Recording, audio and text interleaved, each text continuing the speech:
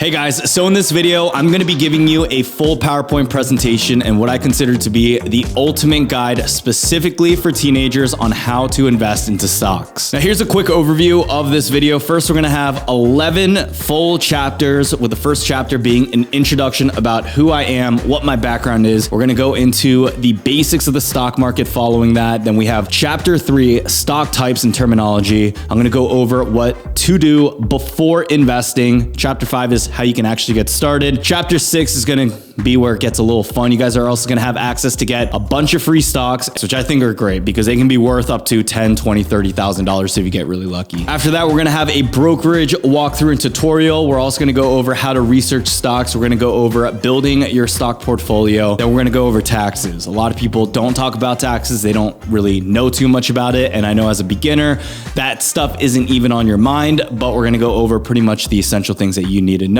And we're also going to go over the tips for successful investing and my favorite beginner resources that I wish I knew back when I was 18 in getting started. And by the way, if you're not 18, if you're younger than that, this video is still going to be relevant because there are ways that you can still invest into the stock market even before you turn the age of 18. So guys, if you don't know me, my name is Brian. I started this YouTube channel 4 to 5 years ago now. I never thought I'd be a YouTuber, but here I am teaching millions of people on how to get their credit cards right, how to invest, and learning more about personal finance, entrepreneurship, and just how to make money. Now, back when I was still in school, I was not your traditional kid who just went to school, got good grades, went to college. It was actually the exact opposite of that story. I went to school. I ended up getting kicked out for getting into a lot of fights as a teenager. I always thought I was actually pretty dumb in school just because I never got good grades. I had a hard time focusing and just listening. And I always just thought that the things I was learning was just of no use. It was like chemistry, algebra. Why? Why do I need to learn statistics? To this day, guys, I have still not used cosine or any one of those things that I knew even back then would be a waste of time. Well, fast forward a little bit later, I ended up applying for a few of my favorite colleges. I ended up getting denied at pretty much all of them. I ended up having 2 scholarship offers because I played rugby back then. I still play rugby now, so it's been about 10 years since I played that sport, but I knew that was a risk that I didn't really want to take just because even by then, I'd already got shoulder surgery. I tore my Achilles once. My main goal at that time was to provide financial stability for myself and my parents because I actually grew up really, really poor. Fast forward a little bit after that, I turned down those scholarship opportunities. I actually ended up going to community college like 10 minutes away from my house. It was called Montgomery College here in Rockville, Maryland. And that's where I actually learned that I did not ever want to go through the traditional system of, going to college, then transferring over to 4-year, and then, working in a cubicle, working in a 9 to 5. And I decided I want to start my own business. So at that time, I was working a few other jobs. One of those jobs was working with my dad doing hardwood floors, very labor intensive. I would work like 8 to 9 hours straight. Another job that I would work part-time was working with kids who had autism. I learned some of the most crucial life lessons that I still carry with me now. And that's just being grateful of every single thing that I have to this day. Following that, I decided to listen to some podcasts, educate myself, read some books. And I ended up eventually now present day, I started a multi-million-dollar company. I have a few employees underneath my belt. I had 10 to 20 employees at one point during the bull market. I created a YouTube channel that you guys are watching me here on. I was featured on a Netflix documentary at one point too. I have multiple 6-figure investment portfolios. I ended up investing a lot of money. It was less than $500,000 at one point. I ended up losing a lot of money. I've also made a lot of money. And this whole guide is just pretty much going to be like your full walkthrough on all the lessons that I've had. And the reason why I'm first of all excited to make this video is because there isn't going to be a video like this that you're going to find on YouTube with this much experience that I'm going to walk you through. We spent a lot of time working on this whole presentation in order for you guys to get the best amount of knowledge possible so that you have a full,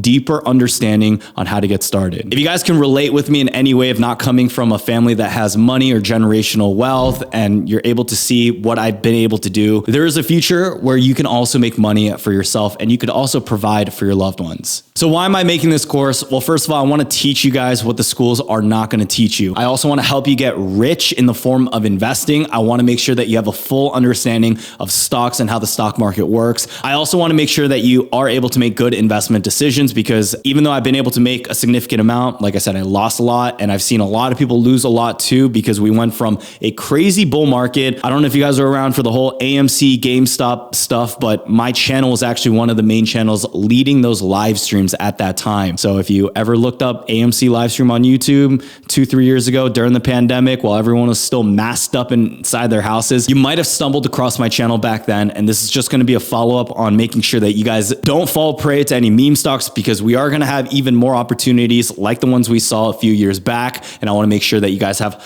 all the information prepared, kind of like your armor, to make sure that you are faced with the best tools in case of any type of volatility coming in the future, where markets go up and you don't know when to sell, or you do end up timing the market in a better chance. So why should you specifically as a teenager be investing into the stock market? Well, there's a major advantage that every single teen has in the investing world, and that advantage is your youth. The earlier you can begin investing, the better off you're going to be, and the better your portfolio is going to perform. With time on your side, you can afford to take a long-term perspective, and you can ride out many different market fluctuations. And this time horizon also allows you to invest in riskier and higher growth assets to generate higher returns, whereas retirees who are much more older would probably be investing into low risk, low return assets. On top of that, if you're a teen and you start investing early, you're going to be utilizing the power of compound interest. This is pretty much the concept of where if you start earlier, you're going to be seeing even much more higher returns over time. In some of the finance resources or books that you guys might come across, they're going to call the compound effect to be like the 8th or 9th wonder of the world. That's how serious it is. Now, following that, you can also make money and you can get rich, which is probably why you're watching this video in the first place. You can get your money to work for you, so you don't have to go out, work a job where you're busting your butt for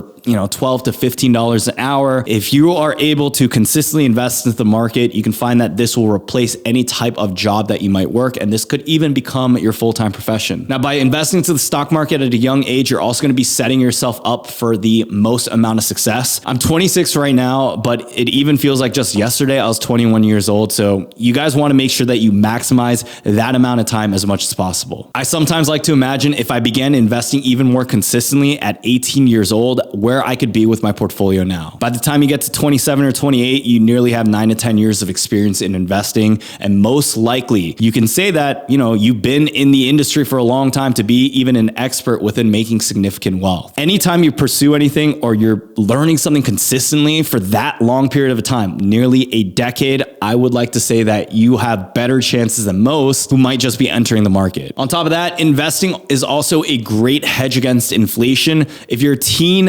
if you can remember a little while back, I can barely remember this too, but back then, as an example, like a Chipotle burrito was like $6.50 flat. Nowadays, I'm spending like $11 to $12 per burrito, and this is just the effect that inflation has. Pretty much the cost of everything goes up. Like an iPhone back in the day, it might have been $300-$400, but now if you're speccing it out and you're trying to get the latest version, it's going to cost you at least $1,000. During the pandemic, we also had an enormous amount of money getting printed, where I believe it was about a third or even 2/3 of the total money supply that got printed in just a period of a few years. With more money circulating around, with the government saying, all right, let's turn on the printer, we're making trillions of dollars out of thin air. This pretty much raises the price of all of our luxury items or even everyday goods like food, gas, and even rent or shelter. Just effectively think of your purchasing power going down by 20% over the course of a couple of years. That's inflation, where if you're holding cash, just $1,000 in your bank account, that $1,000 is not going to be worth the same amount because the cost of everything else continues to go up. By knowing how to invest, you can go ahead and beat the pace of inflation and preserve the purchasing power for yourself. Last but not least, you can also build financial discipline. This is huge because investing requires discipline and patience. And by starting early,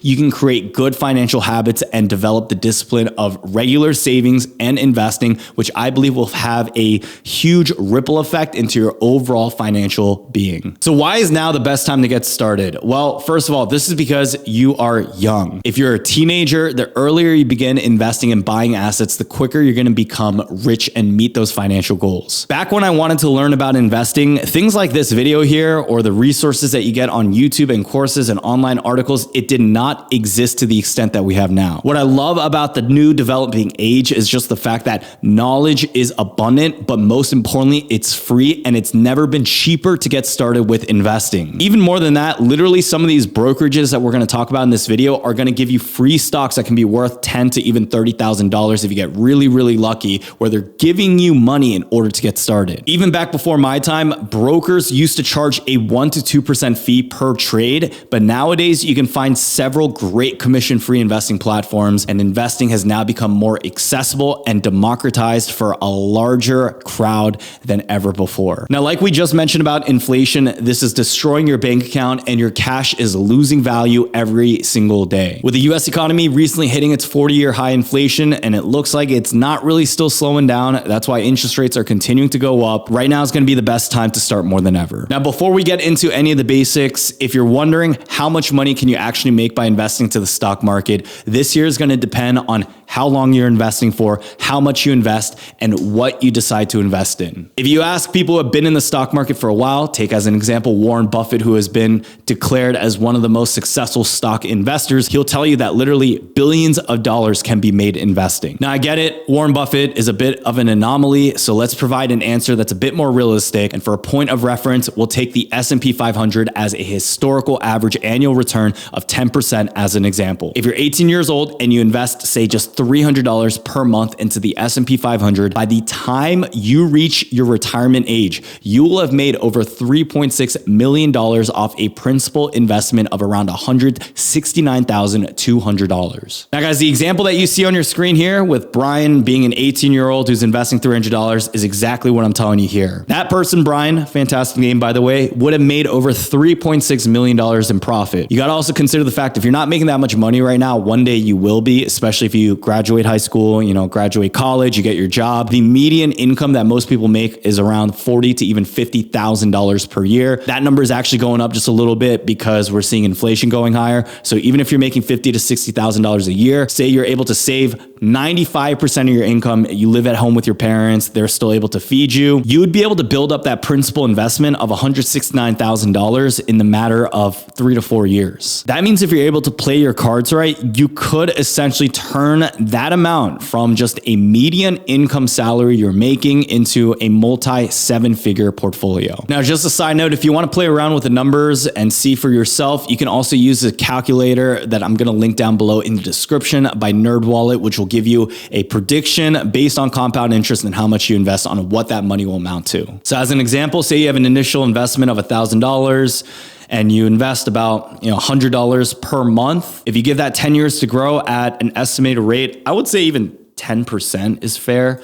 Go ahead, calculate that. And then by 2032, that would be $13,000. In 10 years, that amount would equate to $23,192. All right, so now that we covered that, let's go over the basics of the stock market. And we're gonna talk about what are stocks, why companies issue a stock, what is the actual stock market, 3 ways that you can make money with stocks, and then the risks of investing into the stock market. So investing in stocks is like owning a small piece of a company. When you buy a stock, you become a shareholder of that company, and then you pretty much have small ownership stake in it. Now, the value of your ownership stake can go up or down based on how well the company is doing. So a quick analogy on this is going to be like if you're trying to buy a slice of pizza. When you buy a slice of pizza, you own a small piece of that whole entire pizza pie. But if the pizza is really popular and more people want to buy it, then the value of that one slice that you got goes up. Now, if people taste that pizza and they're like, yo, this thing tastes like crud and they do not want it and they say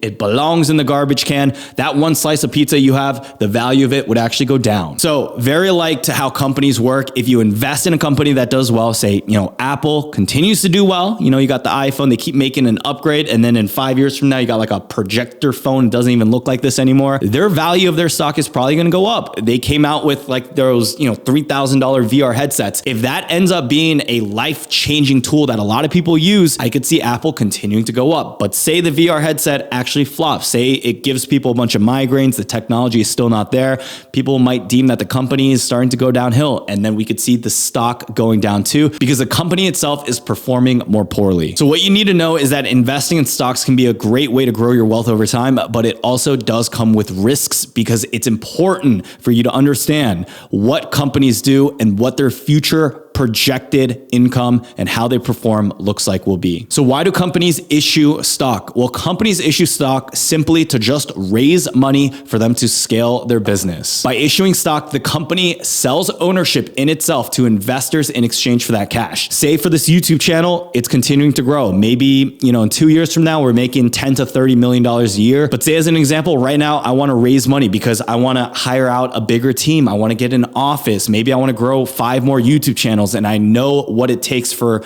these channels to do well. The way I can raise money is by issuing a percentage of ownership for it. So you watching this video, I could say, look, Billy Bob Joe watching this, you can own 10% of my YouTube channel. So, if my AdSense is $50,000 every single month, you'd be getting a check of $5,000 based off whatever you invest in at this current time. If a company wants to scale, they usually need to raise more money, or simply they just want to be listed in order to diversify their cash. This is because the company would be able to raise money without taking on debt, and investors who buy the stock then become shareholders of the company. So you guys would all have ownership of company. If you end up investing today into, Chipotle stock, technically, even if you owned a fractional share, which means less than one stock, like half of a stock, if you own that, you can technically point at that Chipotle and be like, yo guys, I actually own that. Even though you own like 0.00001% of it, this is how the stock market works. Now, when a company issues stock, they give you 2 types of it. So you have common stock and preferred stock. We're going to go over that quickly, but before we do, let's talk about the broader stock market. So what is a stock market? This is pretty much just a place where people can buy and sell tiny pieces of ownership in bigger companies. So for example, just imagine your friend, they started a lemonade stand and she needed money to buy more lemons and sugar. She might ask you and your other friend to chip in some money to help her out. In exchange, she might actually give you a little piece of her lemonade stand. So similar to the YouTube example that I gave you guys, this is pretty much how it all works. Giving a company some money in exchange for a tiny piece of ownership in that company. Now, people can buy and sell these little pieces of ownership on what you then call the stock market exchange. This is pretty much a big marketplace where people can trade their ownership pieces with one another. So some people might want to buy, some people might want to sell. This is where it's going to connect buyers and sellers. Now, when you own a piece of a company, you can sometimes make money if the company does well and makes a lot of profit. If you guys buy my YouTube channel now and it does well in 2 to 3 years, and then you decide to sell in 2 to 3 years, you're going to be making a profit. But say you buy into my YouTube channel today, but I get lazy. I don't make that many videos, or my vision just didn't work out the way I predicted. In 2 to 3 years, I make less than what I made now. If you decided to sell the stocks that you own within my company, you would actually lose money. So there's 3 ways to make money from stocks. You have capital appreciation, capital depreciation, and then dividend payments. So appreciation is when the market value of a stock over time goes up. Depreciation is when the market value of a stock goes down over time. So how do you make money from that? You can actually short different stocks, or you can buy puts. So you're thinking that it's going to go down in a future time, or you can also get paid dividends. Most investors generally just aim for number 1, which is capital appreciation. Or if you are much more of a conservative investor, you're going to go for high paying dividend yield stocks. Dividends are really simple. It's pretty much the company, whenever they make a profit, they're giving back those generated profits in the form of a dividend and back to its shareholders. So going back to my YouTube example, say the YouTube channel is doing doing super well. Okay. We're a year into it. You guys invested into it. And as a token of appreciation for investing into me and the company's doing well, I'm going to pay you guys a dividend. So I'll pay you like $100, send you a little check in the mail for being a part of my company. A lot of the largest companies actually do this. They pay out dividends, and this is why dividend investing can be huge, because if a company continues to do well, you can get both capital appreciation on top of dividend payments. By the way, if you want to learn more about dividend investing, at the end of this video, you can watch my full dividend investing presentation, because that is full of information too. Now, all that sounds great, but like I mentioned earlier, there are risks of investing into the stock market. This includes market volatility, economic uncertainty, company-specific risk, and then timing risk. So for market volatility, the definition of this is really straightforward. Now, the stock market does not just go up every single day all the time. It's inherently volatile, meaning sometimes it goes up a lot, sometimes it goes down a lot. If you're not able to manage your emotions properly, if it goes down a lot, you might sell then, and then when it goes back up, you decide to buy back in because you have the fear of missing out, also known as FOMO. In those instances, you would be like a majority of the people who end up actually losing money within the market. On top of that, economic uncertainty is just the fact that the stock market is still closely tied to the overall state of the economy. So with things like inflation, interest rates, or like recessions coming up, or even like a change in government policies, taxes, these can all have a significant impact on how the overall stock market does, because if the US is in a recession, chances are the stock market is not going to be performing well because it's based off of the profits that companies can make. And in a recession, companies generally don't make that much profit. Instead, they have massive layoffs where they need to fire all these people in order for the company to stay afloat. There are also company-specific risks where if you invest in a certain stock, that company can experience financial difficulties like bad press or just not having a good product or item. So as an example, airline stocks went down a significant amount. They pretty much bottomed out. If you look at any of the large airlines, you'll notice that during the time it was the peak of the pandemic, and that is when we saw stocks go down. And that wasn't because the airlines themselves were, serving bad food or their planes were dipping down, they're malfunctioning or whatever. It was simply just because of external factors that affected a company. That also ties more into timing risk, because sometimes there are things that happen where you just time the market poorly, and this could lead you to losing money in the short term. But also keep in mind, you only lose money in the stock market if you decide to sell it for a loss. So when it comes to stocks, there are two primary types of stocks. We talked about this earlier, but let's go a bit more in depth. So you have common and preferred. With preferred stocks, shareholders of this have a priority over a company's income, meaning they're paid dividends before common shareholders, and they also get paid out first in the case of a bankruptcy, but you have no voting rights. Now, common stocks, which is what people normally refer to as a common stock, they're usually like 80% of all stocks, and this is where you actually have voting rights. You get dividend payments that fluctuate. Now, when it comes to common stocks, these are last in line when it comes to company assets, which means that if you own a common stock, you get paid out after the creditors, after the bondholders, and after preferred shareholders. I wouldn't complicate it too much, guys. I don't know how many times I've had to actually know, okay, preferred stock, common stock, and when that comes in handy. Just know a majority of stocks is called common stocks, okay? Now, when it comes to different categories of stocks, there are three main primary ones. So you have the company size, which talks about the market cap of how much it's worth. You have small cap, which is less than $2 billion. You have mid cap, which is between $2 billion and $10 billion. You have large cap, which is above $10 billion. Then you have the company sector and industry. So, it could be like, Chipotle is food, Apple would be technology, you have energy, healthcare, financial services, travel. They group them up in different types of industries. And then you have investment style and strategy, where it could be a growth stock, a dividend stock, or a value stock. Now, growth stocks are associated with a high potential for above average growth in revenue, earnings, or market share. These growth stocks are expected to undergo rapid expansion. So if someone says, okay, I'm trying to buy into the top 5 growth stocks, they're trying to go for a higher risk, higher reward play. Now, value stocks, on the other hand, pertain to a company that trades at prices lower than their intrinsic value, which is considered to be what people would say that brand is undervalued, or, Chipotle right now is undervalued. If you look at other investors like Warren Buffett, Benjamin Graham, or Charlie Munger, they all have successfully employed the value investing strategy. But overall, categorizing stocks can be helpful in understanding the characteristics and risks associated with different types of stocks. And it can also help you you to diversify and know what kind of stocks you want to invest in. Now, ladies and gents, there are a ton of stock market key terms. I think it's just going to go over the scope of this entire video. I want to focus on the most important ones to make sure that I respect your time. But if you want to have access to our stock market key terms, I have a full PDF rundown of it. So this goes over like blue chip stocks and the importance of that and what it means and things like this that will really help you out with your investing journey. So if you sign up, you also get access to my stock newsletter. You can check out the link down below in the description if you want to also follow along there. Now for this next chapter here, let's go over what you need to do before you actually start investing. Through this, guys, I'm going to provide you a few more resources. It's almost going to be like your homework. I hate saying homework. I got like PTSD from high school and all the moments that I just did not like homework. But this is actually going to be good for you because we went ahead and just compiled this full PDF where you can print it out, you can write on it. But these are really important questions that you need to ask yourself to get a gauge on what kind of investor you want to be, what your goals are, what your time horizon will be, how much money you want to actually make. And this is going to line up very well with the exact steps that you need to take in order to reach those goals. As an example, back when I was in high school, I didn't want to make $1 million because frankly, I just didn't think it was possible to ever make $1 million in my lifetime. But right now, my goals from the stock market is to make $10 million.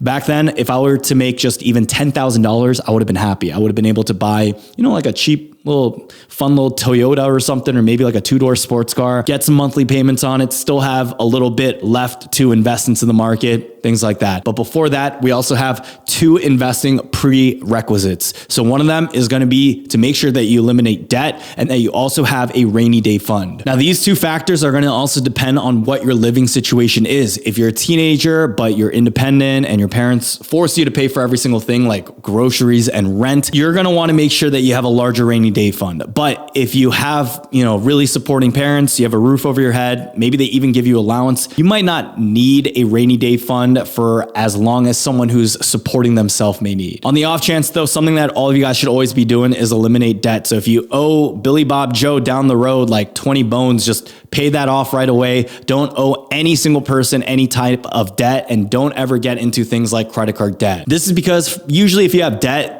especially credit card debt, it's going to be like 20 to 30% that you're paying in interest. And if you invest that money anyways, it's hard to beat 20 to 30% every single year. It all just comes down to what can make you more money. Pay off your debt, then you can get into investing. And before you do that, make sure you always have a rainy day fund. I would say that even if you have like $1,000 in your savings account that you don't touch, that's going to be a great place to hold it. Now, going back into the PDF guide that I mentioned just a few minutes ago, this is going to be a 14-page PDF where it's going to ask you questions like, what is your current income? How stable is it? What's your monthly expenses? What are your existing assets? If you have any savings, investments, maybe a piggy bank, glass thing that you can break open at any time. And also how much money you can actually invest per month based on your budget. Guys, this is so important for you to do. Even if you're not a teen and you're somehow watching this video, I highly recommend you to do something like this, even every single month, so that you have a proper gauge on your own risk tolerance. When you fill these questions out, you're going to be able to get a score. And based on that score, you're going to be able to see how you can invest or what type of investor you might be. To access that, the link is down below in the description of this video. All right, chapter 5, how to get started. This is where things are going to get juicy and a little bit interesting. So let's go over how to invest if you're under 18 legally. We're also going to go over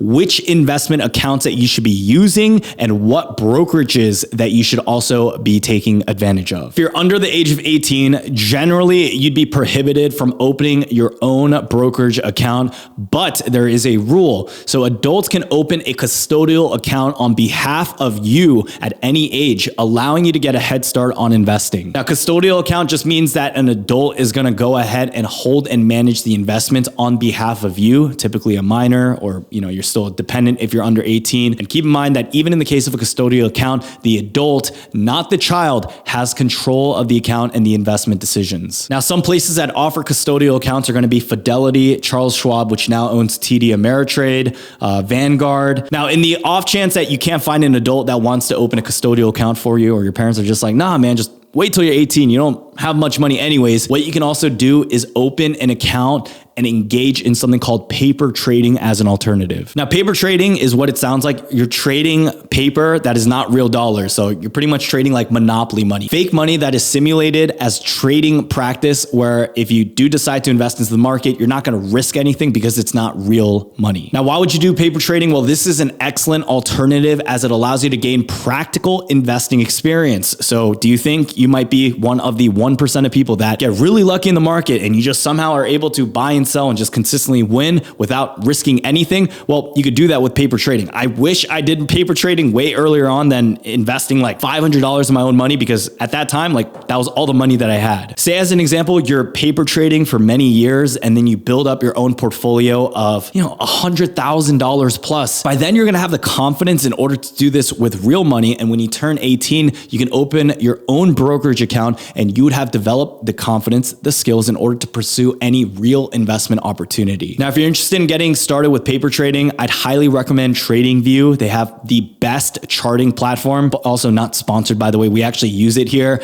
They have a friendly user interface and their paper trading features, they're simple to use. I do have an affiliate link. So if you use my link, you're going to get $15 when you purchase a subscription. But there are also other free tools that you can use online. Now, if you're older than 18 years old, here are the following accounts that you should be using. So one is going to be an individual brokerage account. This is just a regular investment account. You also have retirement accounts. And underneath that, you have a traditional IRA, a Roth IRA, a solo 401k, and an individual 401k. On top of that, you also have an education savings account and a health savings account, also known as an HSA. Out of all those accounts, which one would I recommend that you open? Well, I would say a mix of having a retirement account like a Roth IRA and a standard individual brokerage account is the way to go. Having both accounts will allow you to begin saving, investing for your retirement, but also it gives you the flexibility to invest for the short-term or mid-term time frame. So as an example, if you want to make money through investments to save up for a house when you're 30 years old, you don't want to use a retirement account because early withdrawals before the age of 59 and a half may be subject to early withdrawal penalties and high taxes. I'm going to go more into tax advantages and things like that in chapter 9. But for the most part, if you're getting started out, an individual brokerage account is completely fine. That's how I got started out, and it's the fastest way you can get started today. Now, the main brokerages that I use is Moomoo, Webull, and Robinhood. Robinhood used to be the main one, but then the whole AMC stuff and the payment to order flow stuff happened. And I've been using Moomoo and Webull for the last 3 to 4 years. Moomoo I used recently, and they've actually been great. On top of that, what Moomoo and Webull does that Robinhood doesn't do is that they offer you a bunch of free stocks, like way more than Robinhood has ever done. So Moomoo, at the time of filming this video, you can get up to 16 free stocks. A month back, it was like 20 free stocks. The amount always fluctuates and changes. You can check out the link down below in the description to see what the offer today is. But depending on how much you deposit into the app and then keep it for, I think it's like 30 to 60 days, they're going to then give you a bunch of free stocks. And the stocks that I redeemed were all worth about 70 to 80 bucks in total. So it was free money. I ended up just keeping those stocks in there. They're worth even more money now. And that's just free money that you guys can get. So it's not just Moomoo that does this, but Webull has been doing this for a very long time, and they give out fractional shares. So right now, I believe it's about 12 free stocks, but the offer on their end also changes as well. And sometimes those stocks can be worth way more than what Moomoo has to offer as well. It just depends on the time of year. Personally, for me, I would get started with Moomoo first. I would also then pick up Webull. I would deposit whatever required amount there is into it. If you can afford to do that, keep it in there, get those stocks, pull it out. If you find that you don't like the app for whatever reason, I've been loving it because it's on my phone, it's on my iPad, it's on my computer. But from there, you just pretty much made free money. Now, Moomoo and Webull, and even Robinhood too, they are all insured and registered with the SEC and FINRA. So I know they got names that you probably never heard of, okay? You don't see commercials for them on TV all the time, but they've been around for a while. They've been great. All right, so how do you actually claim your free stocks? Well, it's very simple. All you have to do is go down below in the description of the video, open up the Moomoo app, click on it, fill out the details, download the app on your phone, and from there, connect your bank account. They have this done with Plate. It's super easy. You can then go ahead and deposit any amount instantly into the app, but make sure, by the way, before you even get to that stage, they're going to ask you for something called KYC. This is Know Your Consumer. They do this with everyone. So any brokerage you sign up with, one of the laws that exist is that they need to gather more information about who's using it, just because of all the people who money launder, do the bad things like that. So once you do KYC, once you deposit a fixed amount into the app, then you can go ahead and buy buy and sell stocks. You can also redeem those free stocks as well. So when it comes to actually buying a stock, there are 3 popular order types that you need to know. This is going to be your market order, your limit order, and a stop loss order. Now, the market order is the simplest type of order, and it means that you want to buy or sell a stock at the current market price. So an example is like you're pretty much going to the grocery store and paying whatever the price tag says on that apple you're trying to buy. With a market order, you're going to get the stock immediately, but the price may be slightly different from when you place the order. The difference from the price you see and the price that you get executed is called slippage. And for some small cap stocks that are low on liquidity, the slippage can be huge. So be careful with using market orders if you trade low cap stocks or penny stocks. Now, limit order is an instruction given to the broker. So it's like saying, yo, Mumu, I want to buy it or sell it at this specific price. When placing a limit order to buy, the investor specifies the maximum price that he's willing to pay for the security. And conversely, when placing a limit order to sell, the investor sets the minimum price that they're willing to accept. Okay, so for example, if a stock is currently trading at $50 per share and an investor wants to buy it, but only at a price of $48 so you can maximize your cheddar cheese, the order would then only execute if the stock price reaches or falls below the limit of $48 set. Now, this is the recommended way of making your trades if you want to avoid the possibility of any huge slippage. But, if you're impatient and you're trading frequently, you can always just do a market order to get it done with. You also have stop loss order. So this is known as a stop loss order or stop buy order, and it's an instruction to buy or sell a security once its price reaches a specified trigger level known as the stop price. Now, the purpose of a stop order is to limit potential losses usually, or to initiate a trade when a certain price point is reached. So for example, this is similar to a limit order, but there are some differences. If an investor, as an example, owns shares of a stock that currently is trading at $60 per share, but they want to limit their potential losses, they can place a stop loss order at $55. So if the stock price falls to or below the price of $55, the stop order becomes a market order and they execute the sale, helping the investor minimize losses. Now, the main difference between a stop loss order and a limit order is that a stop loss order becomes a market order once the stop price of a stock is reached. I don't know, there's a lot of stuff right there. I know. This isn't going to be that important unless you're trading stocks that aren't very liquid. So if you're trading big stocks, Apple, Microsoft, Adobe, Nvidia, whatever it is, Chipotle, you don't have to worry about these things, but it's worth noting these things when you do get into the penny stocks that have much smaller market cap sizes. All right, next chapter. How to research stocks. So there are going to be 2 primary ways of analyzing whether a stock is a good purchase or not. Through this, you have fundamental analysis and technical analysis, and both of these are very viable options, and whichever one you choose depends on your personal preference, your investment plan, and how much time you decide to invest into the market for. Now, fundamental analysis evaluates a stock by measuring the intrinsic value of a company and determining whether that stock is undervalued or overvalued. Technical analysis is pretty much when you see people with all the black candlesticks and it looks like they're hacking something. That's technical analysis. This here differs from fundamental analysis significantly, and it's a trader's attempt to identify opportunities just looking at statistical trends such as movements in a stock price and volume. For fundamental analysis, this study includes many factors, which has balance sheets, income statements, cash flow statement, and then you also need to know things like an EPS, a PE ratio, a PEG ratio, PB ratio, ROE, annual financials. They'll even mention things like EBITDA or EBITDA, whichever one you want to say. I think it's worth mentioning though, don't get overwhelmed by all of this. You don't need to fully know the key financial data at all times and the 10Q reports. This is generally what people on Wall Street does. But if you at least know the basics, like how a company is performing, if they are in the green with their cash, if their balance sheets look healthy, those are going to be some of the main things, knowing if it has good income, if it's diversified, if it has room to grow as a company. Now, when it comes to fundamental analysis, here are the pros and the cons. You get a real good in-depth understanding of a company's performance. You can have a long-term investment perspective, and then you can also consider economic conditions. But the cons are there's a lot of time intensive research. It's limited in its short-term predictability, and it could also be subjective, just like any type of analysis. So there's no right or wrong thing that you can do. When it comes to TA, technical analysis, you look at trend lines, candlestick fundamentals, you look at moving averages, VWAPs, trading volumes, RSIs. On top of that, you're going to be looking at psychological resistance levels, risk management, emotional discipline from other traders, maybe breakouts following certain types of news that then impact the way certain graphs go. You're also going to be looking at the 52-week highs and lows, or also even the float data. When it comes to technical analysis, the pros are that you get short-term trading advantages. So if you're a day trader trying to make money like every single day and you're constantly trading, you're probably going to be using technical analysis. Not probably, you're going to be using technical analysis. The cons for this is that you have limited financial insight. So if you're doing TA, you're most likely not going to be looking at any of the company's financials. You don't care about their EPAs, or you're not going to be caring about the company's 10Q report, their,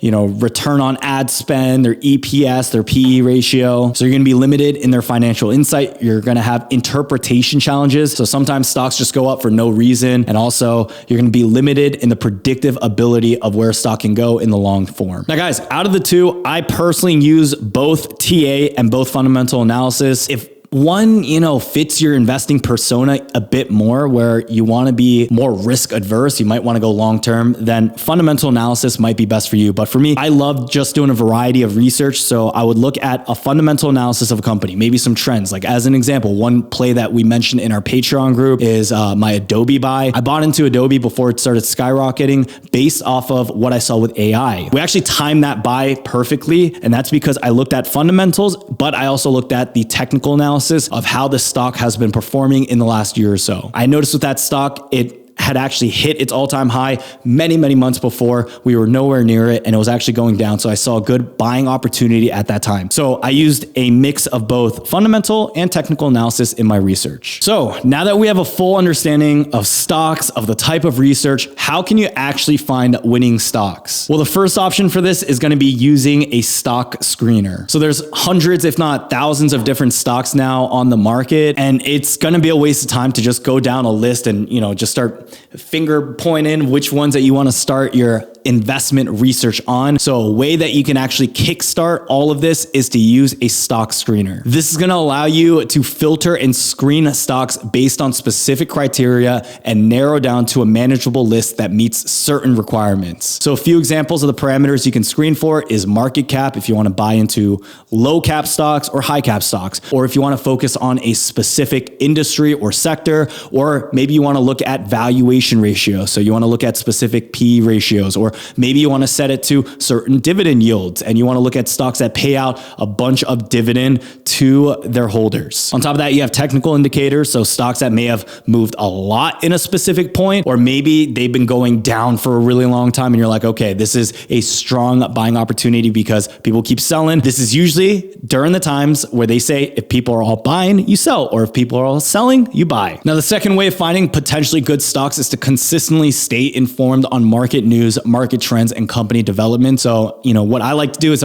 if I'm working out at the gym, I'll usually see like CNN or like, Fox stocks or something like that playing on the TV. And I like to see what they're talking about. I like to see what kind of market trends that may come up there. Now, I just gave you guys an example of artificial intelligence, but if you weren't investing into NVIDIA or even Adobe before their massive pump, you would have been able to make a lot of money. Now, lucky enough for you guys, for the price of a Netflix subscription, you can go ahead and join our Patreon community. This is called The Jungle, run off of my last name, where you're going to be able to get informed on the top market news and business trends minimum of 3 times per week. So every Monday, Wednesday, Friday, we're going to give you an update on things to look out for, any breaking news, to also keep you informed about the market. And on top of that, anytime I make any huge buys within the market, I'll also be giving you guys a notification there. And with that, you also have access to the Discord community, the Patreon community, and more. I think it's well worth the investment. It's only $15. It was $70 during the bull market. We price cut it, but from here on, 15 is the lowest it's going to be. It might actually even be like $25, $30 by the time you're watching this video, if it's posted, even a few months from now. So if it's $15 right now, you're getting a deal. Even if it's $30, $40 a month, I still think it's a great deal because it's only going up and the price is never going to go lower than that. Either way, you don't necessarily need to join it in order to find success within the market. If you have your phone, you have Apple News, you have Google, okay? The internet is free. You guys can actually have access to a lot of this information as well. This is just going to be an easy way for us to send it to you if you want it. So for chapter 8, this is going to be all about building a proper stock portfolio. Now, this is going to be a bit more general just because everyone has their own investment plan, their risk profile, whether or not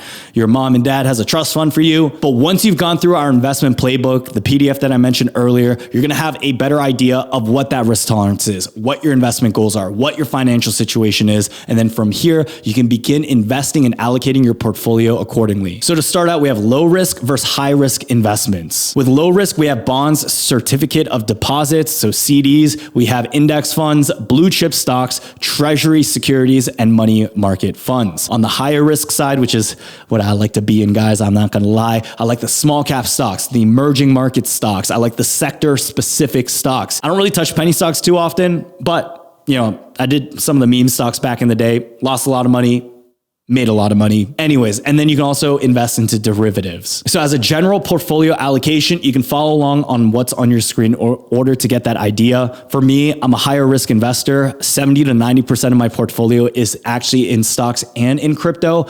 But through those portfolios, I don't just buy one stock and make that the whole portfolio. I buy into either ETFs like the S&P 500, or I'll buy into my own basket of funds. So if you guys actually join my Patreon, you'll see exactly, what that split is looking like, what my watch list is entailing. Out of all that, my favorite strategy is dollar cost averaging. So whichever kind of portfolio you choose to build and whichever investment aligns with your strategy, I will always recommend implementing a dollar cost averaging strategy. So this is actually really simple. It sounds complicated, but this just involves you consistently investing a fixed amount of money into a chosen investment regardless of its current price. So the advantages of dollar cost averaging is just simply that you are able to mitigate the impact of market volatility on an investment, and you're able to just consistently invest into the market. And it plays into the principle called time in the market versus trying to time the market. Now, dollar cost averaging is particularly valuable for long-term investments, which enables a disciplined and systematic investment approach over time. It also helps to reduce your risk of investing a large amount of money at a market peak, which can result in significant losses. So the way I would dollar cost average today is, if I'm trying to buy into like Adobe stock again, and I'm really bullish on AI and what that company is doing, instead of buying all of $1,000 worth of Adobe stock all at once, I would buy $50 of Adobe stock and just spread that out until I hit $1,000 invested into it. You don't have to do $50, you could do $100, and you could do that daily, or you could do that every week. The most conservative approach to investing through dollar cost averaging is doing this method by investing, say, $100 into an index fund, which then invests into a broad basket of different stocks. So index funds, guys, is the easiest way to go. If you don't want to worry about doing research and all this stuff, just invest into the S&P 500, which is a collection of the top, stocks within the market. And if the entire stock market goes up, your money's going to go up. But if it goes down, usually you're spreading out your risk with all these different top stocks that you're mitigating the risk as much as possible, but you're still getting exposure within the markets. Now, chapter 9, this is taxes. So taxes are a bit of a boring chapter, but we aren't going to ignore this because it's still an important part of investing. Now, the goal is to make as much money while legally paying the least amount of taxes possible. Now, let's first go over taxes on custodial accounts. We talked about, these under 18 accounts earlier. Custodial accounts are actually subject to something called the kiddie tax. So the kiddie tax is a rule that requires that some investment income earned by minors be reported on the child's own tax return at a rate equal to that of their parents' marginal tax rate. Now, the kiddie tax only applies if you're under 18 years old or you have a full-time student aged 18 to 24 whose earned income for the year is more than half of what your parents paid for your support. Under the kiddie tax, the first $1,150 would not be taxed, but the next $1,350 in profit that you make would be taxed at the child's marginal tax rate. And after $2,500, it would be taxed at the parent's tax rate. If it's confusing, it's okay. Just skip ahead. Okay. You can ask your accountant about this. I am not a registered CPA. I'm just a registered CGA, registered cool guy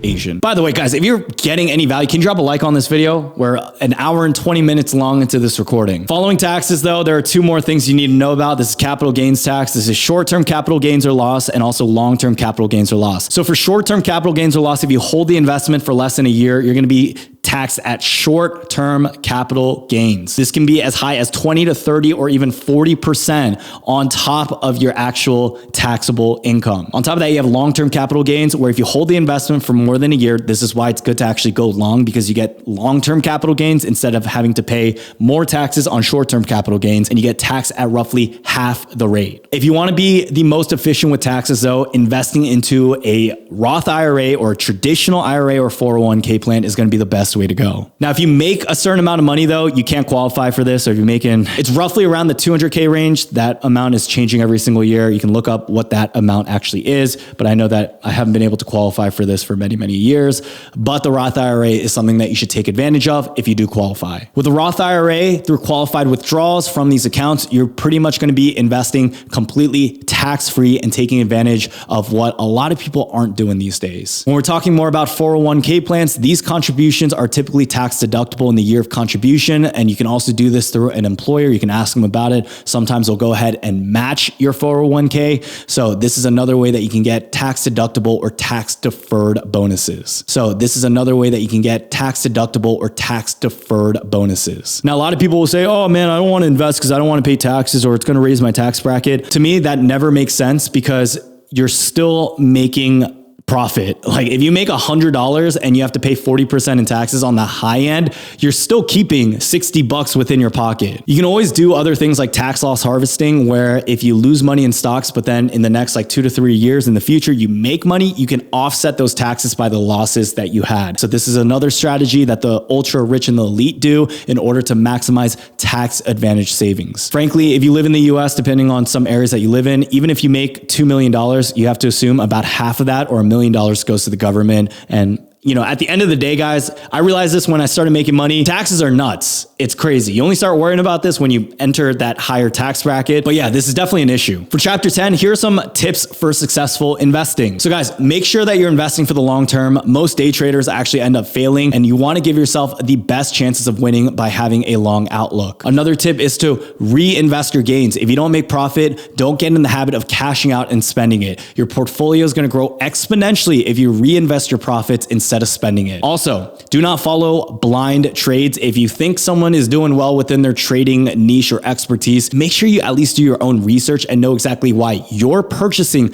a stock before just blindly following a random person's advice. Next thing is to make sure that you always have a plan for each trade you make. So even if it's, I'm holding this stock for 2 to 3 years, ignore whatever short-term volatility happens. Okay, if it goes up or if it goes down, if it goes up 100%, if you're gonna hold it for 2 to 3 years, stick with that plan. Don't be changing up on yourself. Next, make sure for each trade you make, you have the following metrics planned out. You have a profit target, you have a stop loss, and a profit loss ratio. And combine that with the fact that if you're able to trade like a robot and you keep your emotions out of the decision, you should be able to increase your chances of success a lot more. Another big tip, keep your emotions out of your investments decisions long-term. Don't get married to a stock, okay? One stock that I held for a while was Academy Sports Outdoors. I rode that from $15 all the way to $55. And I was like, I feel like I'm getting married to this stock where I'm holding it for a long time because I held it for 2 to 3 years. I sold it. After that, it went tumbling down. So I was really happy that I made the decision to sell and I followed my investment plan and I didn't get too greedy. I think it's also so important to not overthink, okay? Investing isn't as hard as you might think it is. Just stick with the strategy, start small, and be consistent. On top of that, never invest more than 20% of your checking account. Okay, I made the mistake of investing like all my money back then, and I was like, okay, this is way too stressful. So if you don't have a lot of money, if you can only invest a little bit amount, luckily enough, fractional shares exist. So if you can't afford to buy a $50 stock, you can buy $5 worth of that stock using some of these brokerages. If you don't have that much money, start a side hustle, make some more money. Okay, I make a lot of videos on this channel talking about how you guys can start a side hustle,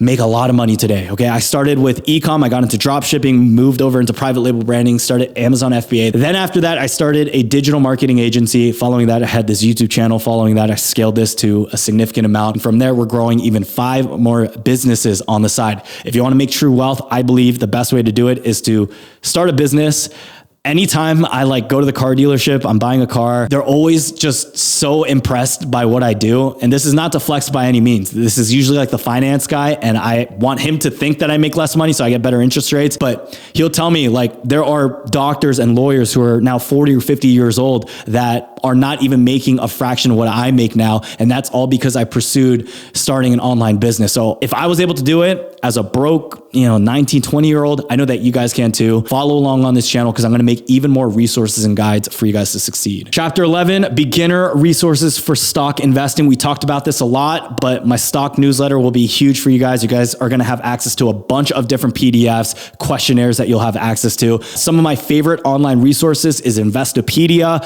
great resource for learning all the definitions you need to. Finviz is another great one where you can get resources for fundamental analysis and a bunch of tools and data sets to help you get more informed investment decisions on what you try to buy or sell, whatever you're trying to do. On top of that, TradingView is a web-based platform. I think this is still one of the best tools. It's probably going to be the king of trading for a while. It's the most advanced yet easy to use tool that you can have access to. I have a referral link. You get $15 worth of TradingView coins if you check that link out down below. 3 books on investing: Intelligent Investor, Rich Dad, Poor Dad, Psychology of Money. If these are a little difficult for you for whatever reason, check out The Wealthy Gardener. No one talks about that book, but I loved it. Full of stories, really easy to read. And if you can't read books, you can get the audiobook. Really great resource. On top of that, here are some more helpful links. And if you want access to this whole PowerPoint presentation, you can check out the link down below in the description for the newsletter, where you can also access all these helpful links too. Now guys, that is going to be the whole guide. I love y'all. Thank y'all so much again for watching. If y'all somehow made it till the end, I need y'all to do something like comment a secret word, because I'm going to be looking. Comment down below, this was goatee. Whichever way you want to spell it. All right. This was goatee. Yeah. That's how I know you're a real one. Thank you all so much again for watching this video. Check out the links down below in the description. Subscribe to the channel if you haven't done so already. Good luck with your investing journey, and I'll see y'all soon. Peace.